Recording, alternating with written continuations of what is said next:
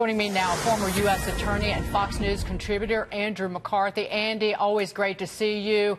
What do you make of this? Morning, Dagan. Well, I wouldn't be celebrating it if I was at the White House. I think there's two different things going on here, which is natural since we have two different sets of prosecutors looking at this.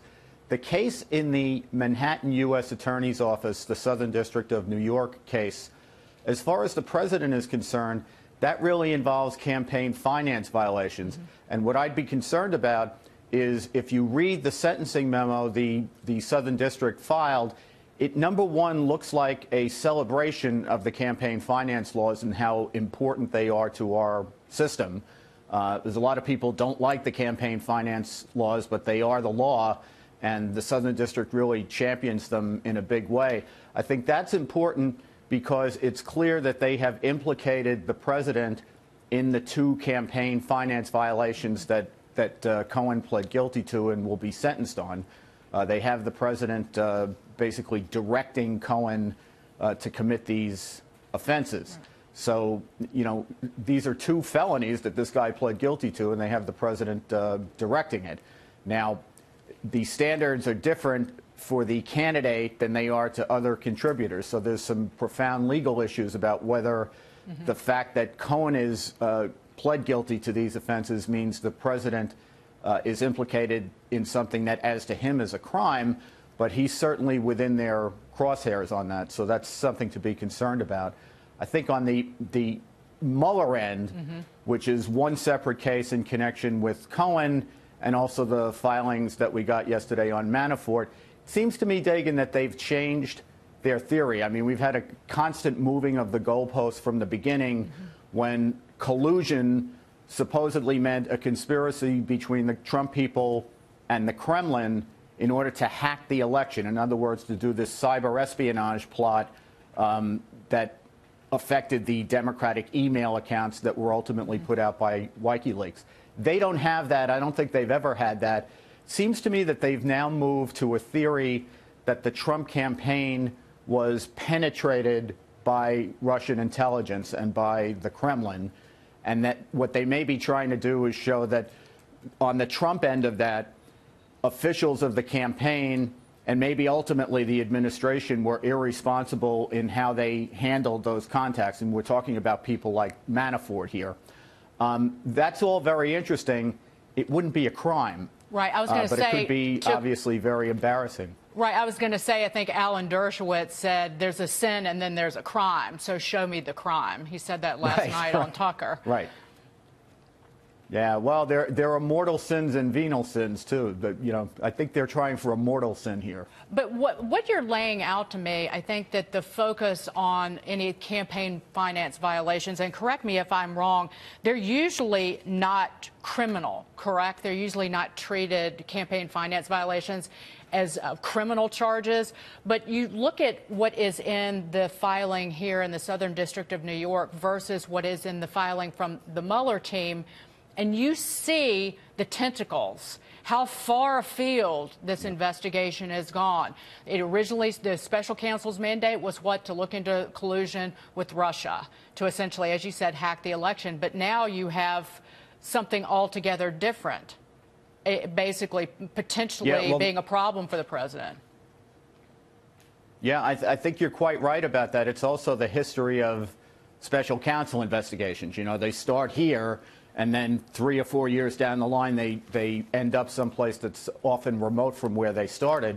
The other interesting thing along those lines that you mentioned, Dagan, the campaign finance stuff is usually not handled as a felony prosecution. I think that's characteristic of a lot of what's going on in this investigation. So you have these FARA violations, the Foreign Agent Registration Act, which is typically not handled as a felony prosecution. In this investigation, they are.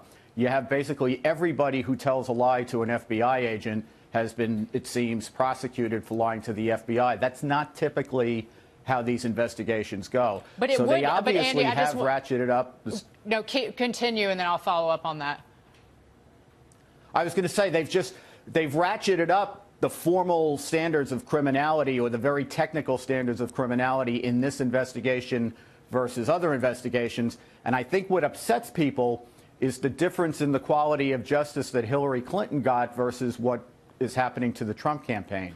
Right. Well, you said that you were talking about the theory of Russia's involvement in the election and how that's morphed, and then you see the screws being put to one individual after another and finding a process crime to basically put pressure on these individuals. So that's another thing that really bothers people.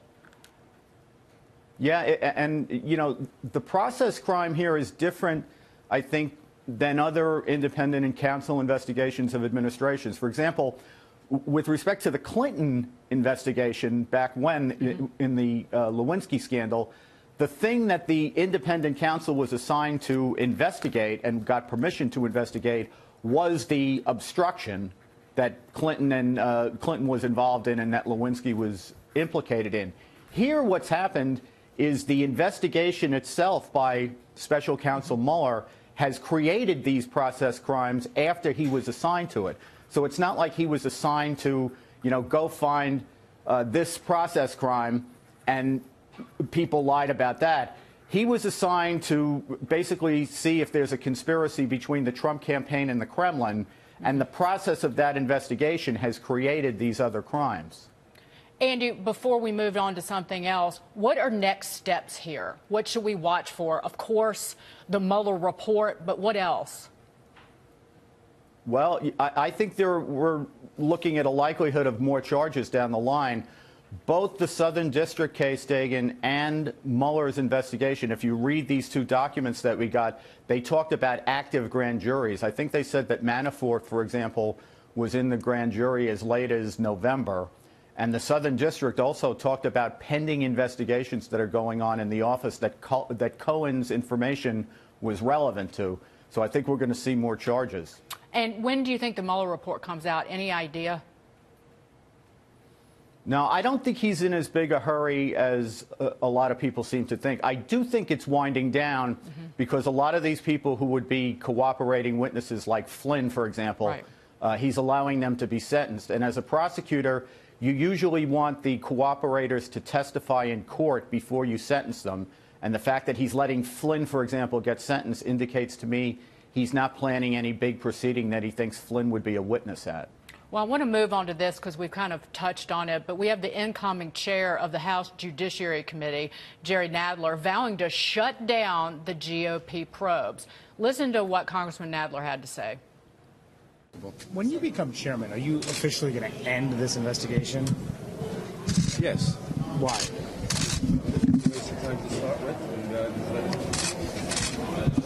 The entire purpose of this investigation is to cast aspersion on the real investigation, which is Mueller. There's no evidence whatsoever of bias at the FBI or any of this other nonsense they're talking about. Well, other than text messages and unanswered questions, and again, a Clinton Democrat-funded, unverified dossier put together by an individual who was out to get Trump, which we know from Bruce Orr. Andy, your reaction to that? What is this justified by Nadler shutting down these investigations? I don't think it's justified, but it's to be expected. I mean, the Democrats' political position has always been that the investigation of the investigators is a distraction and something that's being concocted in order to undermine the credibility of Mueller's investigation. So since that's been their position, I think it's to be expected that they shut it down. But it seems to me, Dagan, that President Trump has always had the wherewithal to release the documents that the committee has asked for. So even if the Democrats shut down the investigation, the president can still put that information out, and then, you know, what gets done with it at that point, we'll have to see. The Senate could continue to investigate it, even if the Democrats won't investigate it in the House. And then looming over all this is an inspector general's investigation at the Justice Department of these matters, which certainly seems to suggest that the inspector general doesn't think this is a bunch of nonsense, even if Jerry Nadler does. And then we also understood that when Sessions was Attorney General, he assigned a prosecutor, Mr. Huber, in Utah, to also have a look at all this to see if there were criminal implications. So I don't think this is over by any means. Andy, you were reading my mind. That's why I was so excited that you were on the show this morning. You were reading what I wanted to know before we have to go to break. Andrew McCarthy, incredible as always. Thank you, sir. Thanks, Dagan.